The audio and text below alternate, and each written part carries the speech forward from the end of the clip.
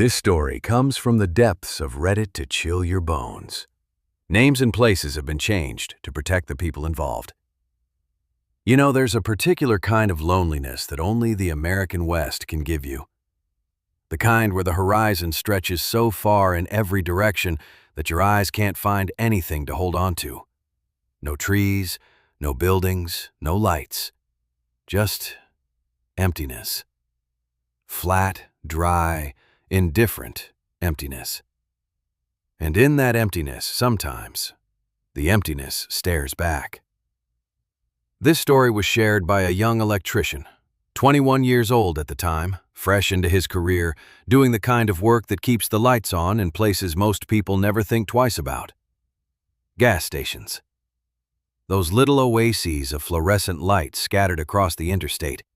The ones you pull into at 2 in the morning without a second thought. He was adding new oven circuits, rewiring, upgrading, modernizing on a string of gas stations that stretched from St. George down in the Red Rock country near the Arizona border all the way north to Salt Lake City. He'd been working his way up the state, town by town, station by station, sleeping in cheap motels, eating gas station food, living out of his work truck. The kind of grind that young men do without complaint because they think they're invincible. He wasn't invincible. Nobody is. Not out there. He can't remember the exact town. He said that multiple times, that the memory has blurred around the edges the way traumatic memories sometimes do. Somewhere between Richfield and Junction. If you've never driven that stretch of Utah, picture this. A 2-lane highway cutting through high desert, sagebrush, and sand on either side. Mountains squatting on the horizon like sleeping giants. Towns out there aren't really towns. They're a gas station, maybe a diner, a post office if you're lucky. A few dozen people who chose to live at the edge of nothing. And between those towns, miles and miles of nothing. Pure, featureless nothing. It was late, 10, maybe 11 at night. He'd finished wiring up the oven circuits at the station he'd been working on. The kind of job that takes longer than you expect because every old building has its own personality, its own quirks buried behind the walls. He was tired. His hands were sore. But he wanted to get a head start on the morning. So instead of finding a motel where he was, he decided to drive to the next town on his list. Save himself a 2-hour drive at dawn. Made sense at the time. He pulled up Google Maps on his phone, plugged in the destination, and watched the blue line trace a route he didn't recognize. It wanted him to leave the highway. Turn left onto a dirt road, cut through the desert. Now, if you've ever driven through rural Utah at night, you know that Google Maps has a creative relationship with those back roads. Sometimes it routes you through places that haven't seen a vehicle in months. Ranch roads, Jeep trails, paths that were roads once, maybe, in some other decade. He hesitated. He sat there at the turn, engine idling, staring at the dirt track disappearing into the darkness. But he was 21. He was tired, and the next town was supposedly just a few miles through the brush. He turned left. The road, if you could call it that, was unpaved, rutted, barely wide enough for his work truck. Dust billowed up behind him, caught in the glow of his taillights like a ghost trying to follow him home. His high beams cut 2 tunnels through the darkness, illuminating nothing but sand, scrub, and the occasional gnarled juniper tree crouching in the dirt like a hunched figure. There was no other light. None. No farmhouse, no distant glow on the horizon, just the road, the truck, and an ocean of black in every direction. 5 minutes in, maybe 7. That's when the truck died. It started with a sputter, a cough, the engine stumbling like it had tripped over something. Then silence. The kind of silence that feels heavy, like the air itself has thickened around you. He coasted to a stop, put it in park, and sat there for a moment in the ticking quiet of a dead engine. The truck was a 2008, a work truck that had seen better days, the kind of vehicle that mechanics refer to by words we can't say on this channel. He'd been nursing it along for months, and now, in the middle of nowhere, it had finally given up. He popped the hood, grabbed his flashlight, a Milwaukee bright as a searchlight, and stepped out into the desert night. The air was cold, dry. It smelled like dust and sage. He scanned the engine, poked around, checked what he could check. He wasn't a mechanic by trade, but he knew his way around an engine bay.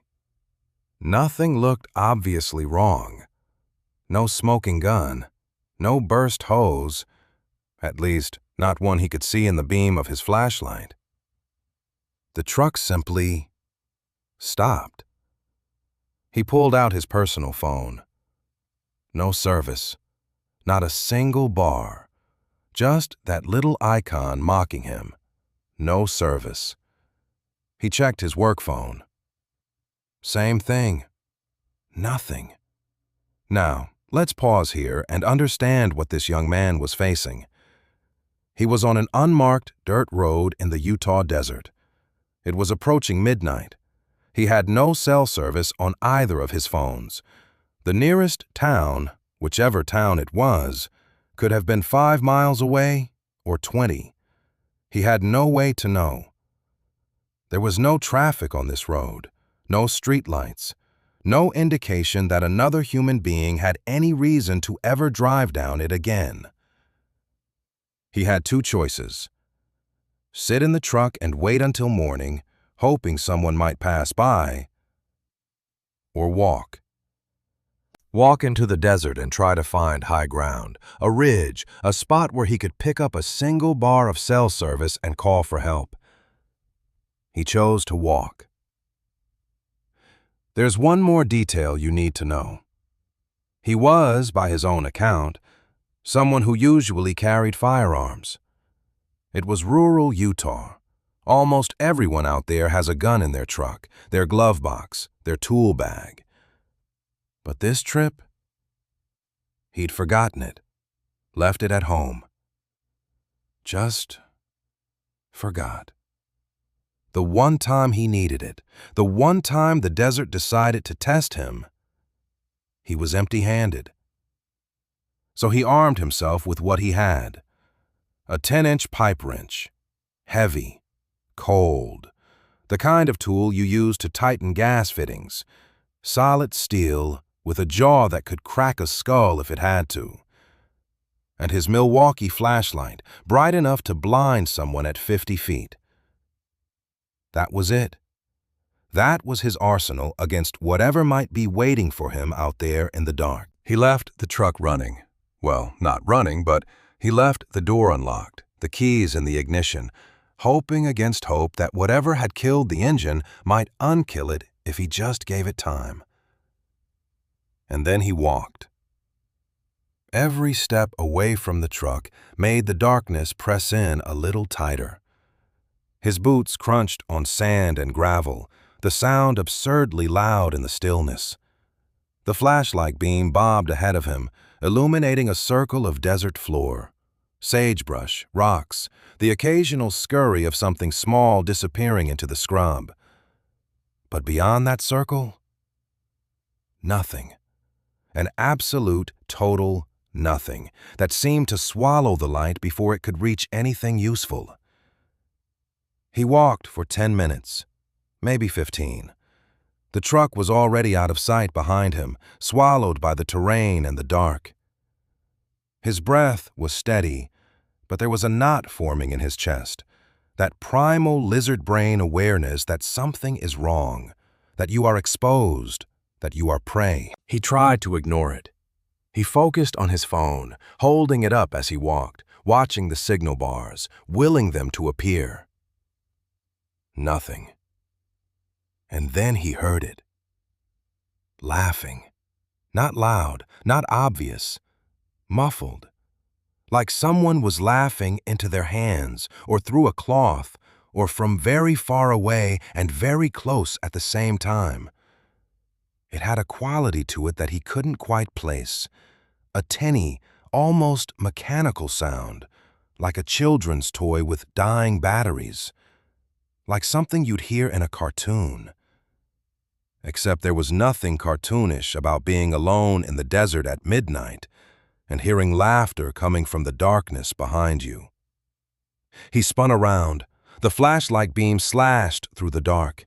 Sagebrush, sand, rocks. Nothing. Nothing. No one. Just the empty desert and the echo of a sound that might have been real or might have been his mind playing tricks on him in the dark. He turned back around, kept walking, faster now. His boots were sinking into the soft sand, each step a small battle against the ground trying to hold him in place. His heart was hammering. He could feel it in his temples, in his throat, in the tips of his fingers gripping the pipe wrench so tight his knuckles had gone white. The laughter came again. Closer. Louder. Right behind him, 4 feet, maybe 5, close enough that he should have been able to hear breathing, footsteps, the rustle of clothing. But there was nothing else. Just that awful, muffled, childlike laughter slicing through the dark like a knife. He didn't think. His body moved on pure adrenaline, the ancient animal response that bypasses the brain entirely and goes straight to the muscles. He ran, full sprint, not toward anything, just away. Away from the sound, away from whatever was making it. The flashlight beam bounced wildly, painting strobe light snapshots of the desert. A bush, a rock, sand, another bush. His lungs burning, his legs pumping, the pipe wrench slamming against his thigh with every stride. He killed the flashlight. Just off. Darkness slammed down around him like a door closing. But it was the right call. If something was hunting him, the light was a beacon, a target, a "Here I am, come get me" sign burning in the void. He crashed into the desert brush, stumbling over rocks and scrub, and found a boulder, waist high, wide enough to hide behind. He threw himself down behind it, pressing his back against the cold stone, and tried to control his breathing. In through the nose, out through the mouth. Quiet. Be quiet. Be nothing. The moon was bright that night. He'd noticed it earlier, driving. A waxing gibbous hanging in the sky like a pale lantern, casting enough light to turn the desert into a landscape of silver and shadow. And in that pale light, crouched behind his rock, he could see them. Silhouettes. 2 of them. Human-shaped, but something was wrong about the way they moved. They were running. Not toward him, but scanning, searching, sweeping back and forth across the terrain like dogs catching a scent. They were looking for him. They knew he was out here, and they were trying to find him. He didn't move. He barely breathed. He watched the 2 shapes move through the moonlight, and as they shifted, he could hear them. Talking. Low, murmured voices, the words indistinct, swallowed by distance and the desert air.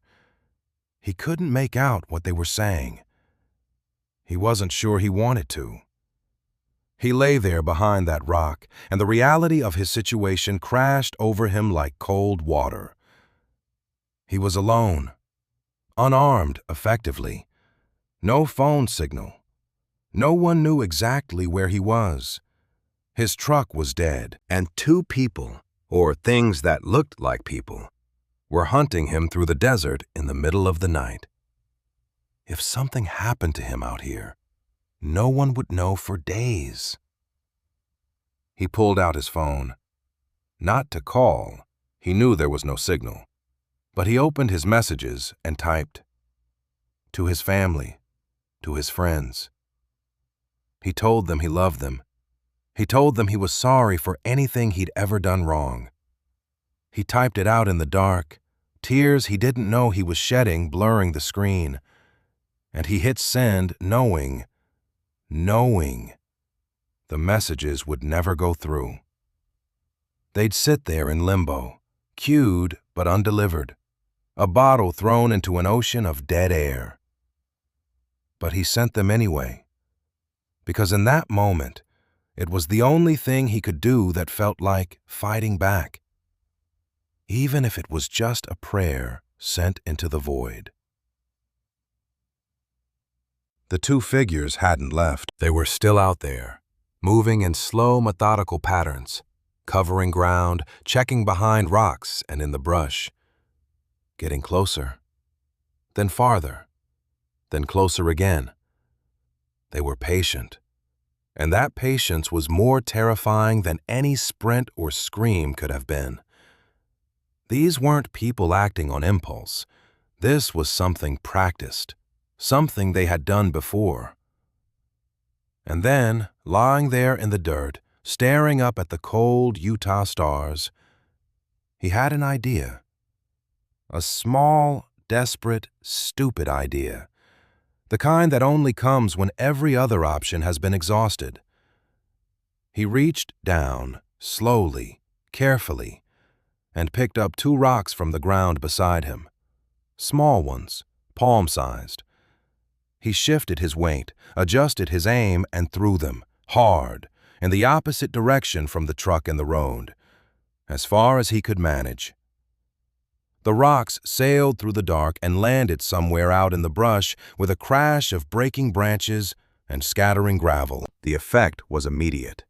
The two figures stopped, turned, and then they moved, fast, too fast, scrambling toward the sound with a frantic animal urgency.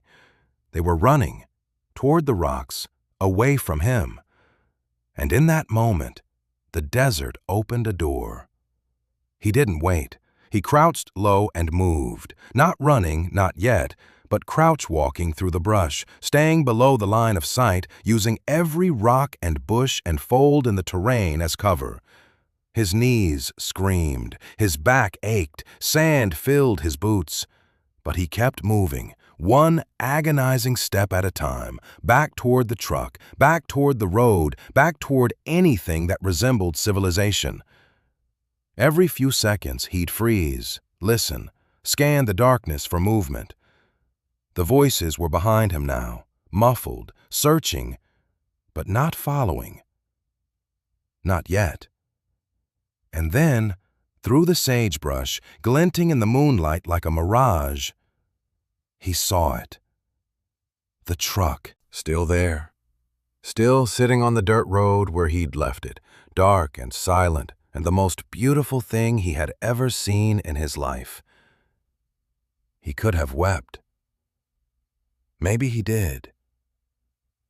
He reached the truck, wrenched open the door, and threw himself into the driver's seat. Keys, ignition, turn. The engine cranked, sputtered, died. Again, turn, crank, sputter. Come on, come on, come on, come on.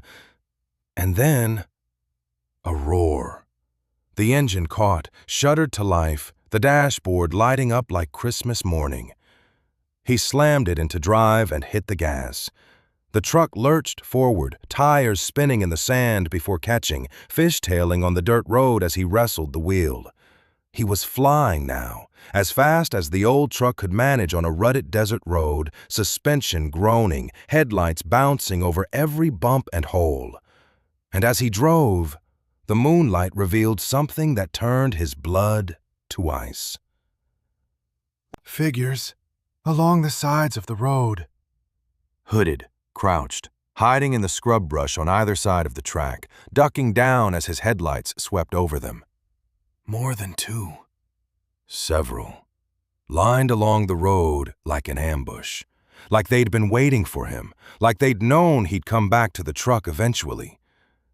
He didn't slow down. He couldn't. There was no stopping, no turning back, no option but forward through the gauntlet of shadows crouching in the dirt on either side of him. He rolled down his window, the automatic crank, old and grinding, and grabbed the pipe wrench from the passenger seat. As he blew past one of the hooded figures, he hurled it. The wrench spun through the air and connected. He heard a sound, a grunt, a thud. And then he was past them, past all of them, the truck bouncing down the road toward the distant, miraculous glow of highway lights on the horizon. He made it to town, a gas station, one he recognized, one he'd be working at in a few days. He pulled in, shaking, hands locked on the steering wheel so tight he had to pry his fingers off one by one. He sat there for a long time, just breathing, just existing, feeling the fluorescent lights wash over him like a blessing. He called his boss. It was well past midnight, and his boss was, understandably, not thrilled about the late-night call. But our storyteller didn't care. He was alive. He was in a town with lights and people and a roof over his head. And that was enough. He ended up cutting the job short, drove home to Salt Lake City. Quit the job not long after, for other reasons, he says. But you have to wonder. You have to wonder if the desert had something to do with it. He's shared this story a few times since then, online, in forums, with friends, and there's always someone who says it was just people. Drifters, maybe, or squatters living out in the desert, meth users, some kind of cult. And maybe that's true. Maybe it was just people. But the laughter, that muffled, childlike, mechanical laughter, and the way they moved through the dark with such practiced, patient precision, that doesn't feel like drifters. That doesn't feel like squatters. That feels like something older, something that knows the desert the way a wolf knows the forest. He still drives through Utah sometimes. He avoids dirt roads. He carries his firearm now, always. And he doesn't drive at night if he can help it. Because when the sun goes down over that high desert, and the sagebrush turns to silhouettes, and the sand turns to silver, he remembers the laughter, and he wonders if they're still out there, in the dark, waiting. Before we wrap up, if stories like this keep you up at night, and let's be honest, that's why you're here, take a moment to hit that subscribe button and tap the bell icon so you never miss a new dive into the dark. We bring you these stories every week, and trust me, you don't want to be the last one to hear them. There's a question that haunts me about this story. Not who those people were, though that question alone is enough to keep you staring at the ceiling at 3 a.m. No, the question that really gets under my skin is simpler than that. What would have happened if the truck hadn't started? What if that old, broken-down, barely functioning work truck had stayed dead? What if he'd been on foot on that dirt road when they found him? Would anyone have ever found him? Would anyone have even known to look? The Utah desert is vast. Millions of acres of open land where a person could vanish and the earth would swallow every trace of them like they never existed. People go missing out there. They always have. And sometimes, not always, but sometimes, the stories that come back from those empty places are so strange, so unsettling, that you have to wonder what else is out there. What else is watching? What else is laughing? Our storyteller was lucky. Lucky the moon was bright enough to see. Lucky he had the presence of mind to throw those rocks, Lucky the truck started when it did. But luck, as anyone who's spent time in the wilderness will tell you, is a finite resource. And the desert doesn't care how much of it you have left. If you made it this far, first of all, thank you. Seriously. Second, if this story gave you chills, and I think it did, do me a favor, like the video. Leave a comment with your theories about who those hooded figures were. And if you haven't already, smash that subscribe button and ring the bell. We've got so many more stories coming. Stories from the dark corners of the internet. Stories from people who lived through things they still can't explain. And some of those stories, they make this one look like a bedtime story. One last thought. The man who lived through this, that 21-year-old electrician, he once said something that stuck with me. He said that the worst part wasn't the laughter. It wasn't the figures in the dark. It wasn't even the moment he thought he was going to die. The worst part, he said, was the drive home. Because in the rearview mirror, the desert just kept going.